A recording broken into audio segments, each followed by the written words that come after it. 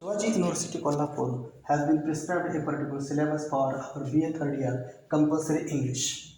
Semester 5th and model number 2nd. We have a particular topic, its name is competitive grammar, which is very useful for our UPC and MPC. In our UPC and UPC and MPC and UPC's exam, we have grammar, and that grammar which is related for our English language. So already we have studied all types of the grammar. For example, we have studied add question tag. We have studied add question tag, but we have unknown why we have studied add question tag.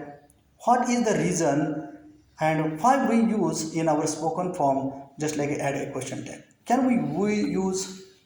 But according to our just like competitive exam, we should be known very perfect.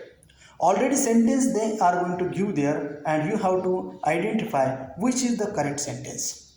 Okay, so add question tag we have to refer all which you have studied in our just like a 12th standard and in our just like a 10th standard. Only those grammar you have to follow the rules and regulation. Next one is here, for example, change the voice. Change the voice we have to understand it has a different shades of the change voice. It means active to passive, passive to active. These are the some just like a mode of our passive voice.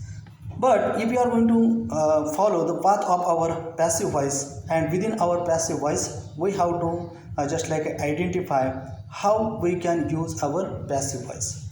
You should know, for example, present tense passive voice, then past tense passive voice, then perfect tense passive voice, all and everything.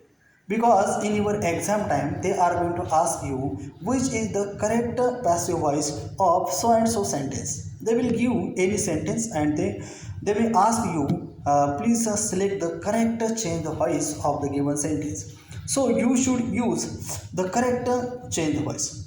So change the voice is also useful for our just like a competitive grammar. So these are the two topics, but two topics are not important. Sometimes they are going to also ask about you just like a part of speech. They are going to give a particular sentence. They always going to give a particular sentence, and within the sentence they are going to underline a particular word, and they asked you, what is the category of this word? You have to identify the word. Actually already we have studied in our part of speech how words are going to act in the sentence.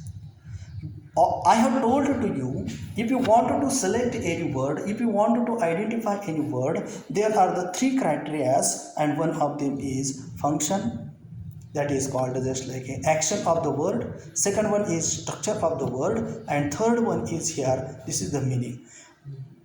By these three criteria, you can identify what is the category of our